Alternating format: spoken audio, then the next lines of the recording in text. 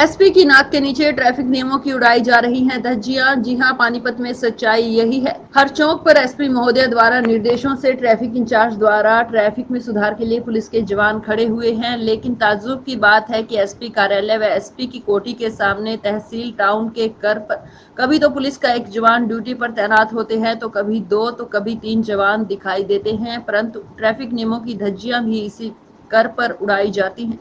फतेहपुरी चौक GT road पर जाते वक्त जीटी रोड पर इस कर को पार न करने के लिए नो एंट्री का बड़ा बोर्ड लगा दिखाई देता है, परंतु पुलिसकर्मी ड्यूटी पर तैनात न होकर आधे से ज्यादा भक्त शैडो में या पुलिस पुल के नीचे अपनी बाइकों पर बैठे दिखाई देते हैं या अपने अपने मोबाइल में खेलते देखे जा सकते हैं। इस कारण आम व्यक्ति द्वारा स्काई लार्क के कट से दूरी और न जाकर इसी कर से सीधे जाते आमतौर पर देखे जाते हैं। यानी ट्रैफिक के नियमों की पालन न करते हुए शिंदे नो एंट्री के रास्ते निकलते हैं। इस चौक पर खड़े पुलिसकर्मी राजवीर से जब हमारे चीफ एडिटर ने पूछा, आप किसी को रोकते हो और 10 को नो एंट्री में भी जाने देते हो, इसका कारण क्या है?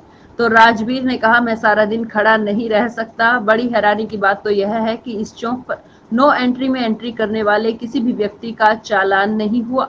इसी चौक से प्रतिदिन तहसील टाउन से करनाल की ओर रॉन्ग साइड जाने वालों का भी तांता लगा रहता है, उनका भी आज तक कोई चालान नहीं हुआ। एसपी महोदय को चाहिए, उनकी नाक के नीचे से अगर ट्रैफिक नियमों की पालना नहीं हो रही तो पूरे जिले में ट्रैफिक नियमों की पालना किस तरह से हो रही होगी, इसका अंदाजा आराम से लगाया जा सकता है।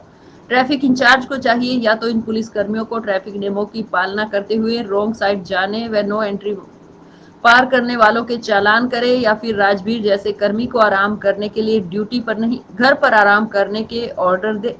सुगवाणी की एसपी महोदय को राय है कि नियम चाहे ट्रैफिक के हों या मास्क न पहनने वालों के, सबके चालान करे।